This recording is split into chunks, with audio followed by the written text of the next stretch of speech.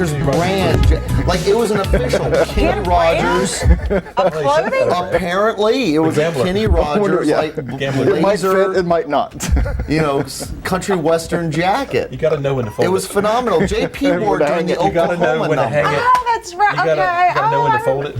That's You know what? When to press it. Let me tell you, the little I'll tell you this: you got to dry clean it. The little fat girl in me as a kid did not realize, and I played poker. My parents taught me at the age of 6 to play poker, but food always took the front seat.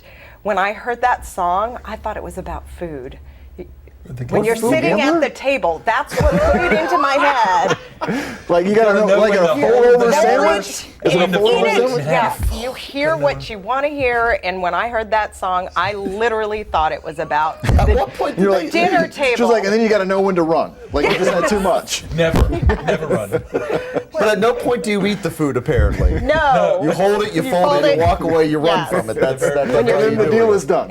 When you're sitting at the table, there'll be time enough for eating when the meal is done. I don't know why I thought that. Don't. I was a kid when that came out. Well, it sounds like Weird Al Yankovic. I want to do a cover of The Gambler now. We're going to call it. Yeah. Rearrange those, so make it about food. The Gobbler. The Gobbler. We're here with Craig Ramey and Georgia Oliver. Why are you even Peter, trying? I know. Look at you trying. I'm trying to go. That's so You know what? oh my goodness. We just had Shannon Vickery Bless on your here. heart. Represent. Oh, Come on. She is very serious and No, a she's professional woman. Oh, She's she's wonderful. doing important things. Yeah, no, Well, y'all are very professional. I can tell by your Yes. socks. It's great. I How love did this it. happen? Up to our socks. And you guys are And they have dressed purple shirts. This happens similar. more this- than we we did would this like on to purpose. admit. We sure. Yeah. So we're dealing we with very were dramatic late last night people, chatting about our shirts. as you can Just- see. I bet. And we are here today to talk about Peter and the Starcatcher, which is opening this Friday at New Bern Civic Theater. And we've got Craig Ramey, George Oliver. Thank you all for coming on this morning. It's a having us. serious Thanks for having show, us. isn't It's a very it? serious show. Drama. It is. High drama. Not even. No. All right, so Craig, why don't we start with you? Tell us, for those people that hear Peter and the Starcatcher, what in the world is a Peter and the Starcatcher? A Peter and a Starcatcher. So I'm Peter. a Starcatcher. It's true. I'm neither. You're neither Peter nor Starcatcher. So people are familiar They're both, yes. with Peter Pan.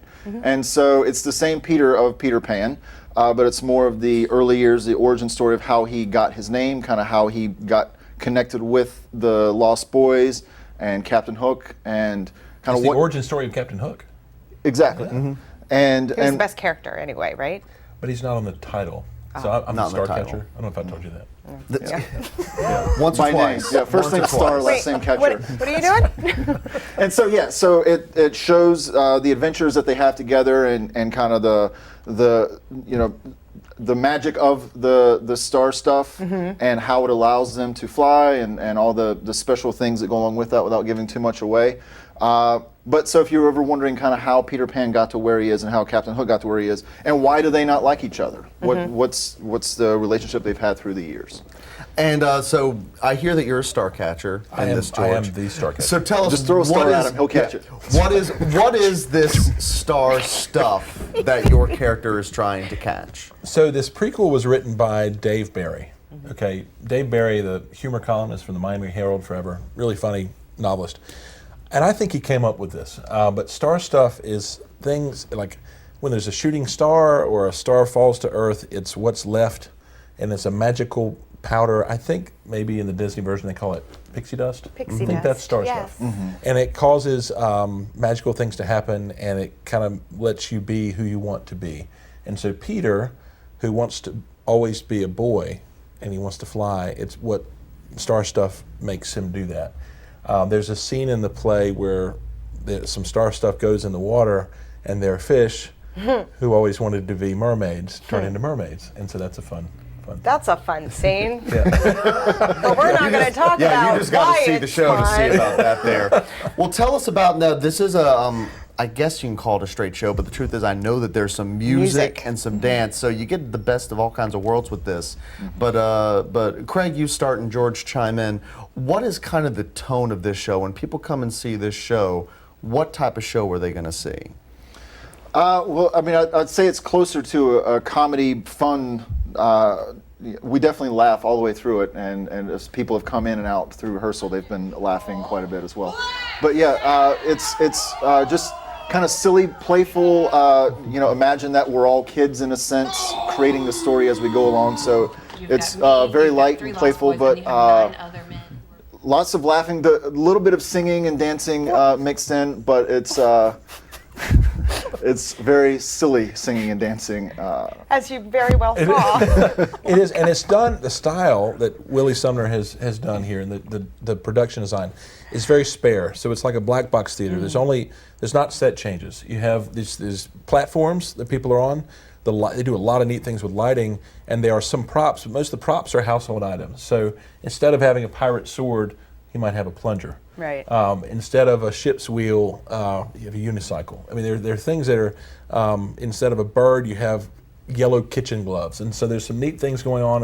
And Willie, his idea for it is really to make it look almost like an improv where at the beginning the actors come out and kind of pick up props and decide who they're going to be tonight. Right. And so it's which is pretty much the epitome of theater, is where as adults or as kids we get to play pretend. Right. Yeah, and that's it. pretty much playing pretend, and every single person can relate to that. Right. And so it's very lighthearted. It's fun.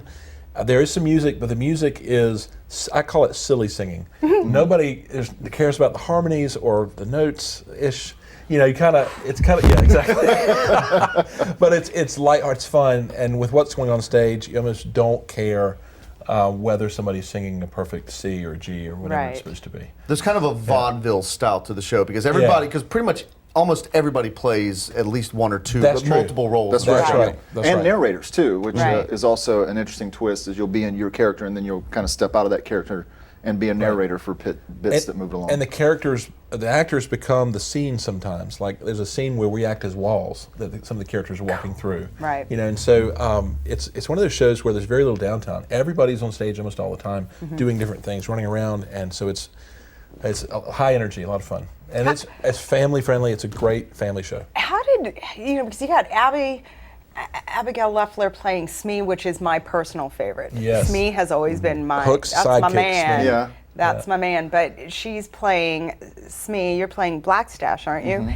And George Oliver, who's a 12-year-old all the time. How do you go? Have you guys been able to actually rehearse because you guys are all improv and hilarious, and how do you keep a straight face? Because there's times where you can't laugh. Every rehearsal is ridiculous and laughing fun. And then in the downtimes, especially when like we're having to work something out, we all just kind of get whipped up, and Willie has to keep bringing us back. Oh, in. So you got George Savitz, Jay Tyson. Yeah. It's like the most silly people And then in the Austin as well. So Austin Arrington. Yeah. I call him Captain America. Which those who don't know that we're all in an improv group together, we essentially can't have improv rehearsals right now because we're all. But we don't need to. Because you're improv anyway. I'm about to say, what are you going to rehearse? And we have, you brought up Jay Tyson. Jay has also constructed the 20-foot crocodile, which, again, that was my second favorite character of the Peter Pan series. Yes. And this is the making of. And if you're not familiar with Jay Tyson is a master puppeteer who worked for the Jim Henson Company, who worked for Disney. This is what he does, and he is incredible. I think what's been cool too. My daughters are puppeteers in this show, and they're wearing all black bodysuits, and they run around like shadows, and they're making the crocodile move, or the cat, or the birds, and all kinds of stuff. They're having a lot of fun with that. And Catherine wants to do that kind of. She likes to make things like Jay, and so she's learned a lot from him on how to do that kind of stuff. Which I'm sure he absolutely loves. Yeah, it's so much talent. Now, George, you're basically a veteran at doing shows at this point. But Craig, this is your first time. Absolutely. It is. On the stage. So tell us about, coming into this world, and I know you've been doing the improv group, and now you've got lines and marks this is very that you different. have to hit. Yeah. It's been great. I wanted to do it because it was something I hadn't done before, and just kind of test my boundaries and see. And it's just been great. The group that I'm with, obviously, is everybody in the cast is very supportive, but it also helps to have people that I'm in an improv group with coming along with me. So I'm familiar with several of the actors already. but yeah, it's been a leap for me getting into the dancing and the singing, and it's just things I haven't done before. So I'm trying to memorize all these lines. So I've been personally just obsessing over it, trying to just like try to figure out who this character is, and it's been a really fun journey to try and get there. And I don't know if I've gotten there all the way yet. No, you're doing fantastic. You're doing fantastic. But yeah, it's been great, and everybody on the cast is just so much fun. That's really what's been one of the best parts of it, is that I love comedy, and everybody that's on this cast has a great sense of humor, and we're always laughing, and so that part's just been phenomenal, and just the community around it, both the cast and people on the crew, could not have been more supportive through this. Well, and that's really the best part of community theater, is getting to know people who you wouldn't have known otherwise, and Right. doing things you wouldn't have done otherwise, and coming together cooperatively and doing this thing together. That's what's so neat about it. Yeah. All right, so why should people come and see Peter and Starcatcher? Why should the whole family come and see this?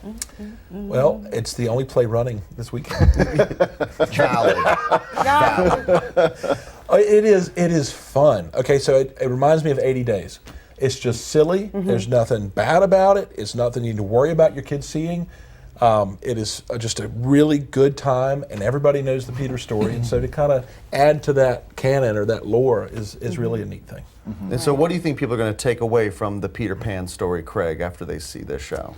Well, I think they're going to see that it's maybe invite them to be feeling like kids again, remind them what it was like when they first heard that story, but now they get to be called back to their youth and just feel young again, and just, I think people are going to laugh when they go through. I think they're going to remember how to not take themselves so seriously, and just remember how our relationships come together in a myriad of ways, but we can all enjoy it as we go along. And there's a real kind of a touching theme to it also about, you don't really want to be young forever, because the relationships you have with people would never change, right? And so, Willie talks about that. He says, this really it's a touching story at the end, and some really neat stuff that happens at the end. And so it's really silly and really fun, and it kind of brings it full circle to a really neat moment. A good place. Yeah, a really good place. For ticket information times, it's only 2 weekends. NewBernsCivicTheater.org is where you go, or you can call our box office today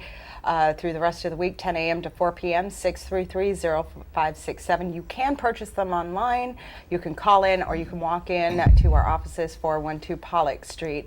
Again, Peter and the Starcatcher, directed by Willie Sumner, produced by Laura Wilson, and an all-star hilarious Deanna cast. Sumner did the choreography Yeah. for the dances, and Deanie Singleton helped with the musical. And there's a lot of great surprises in there. You've got the puppets, the actors, plungers. I mean, how could you go wrong? Plungers on stage. So. Even the sword fight is really a rap battle, which is fun.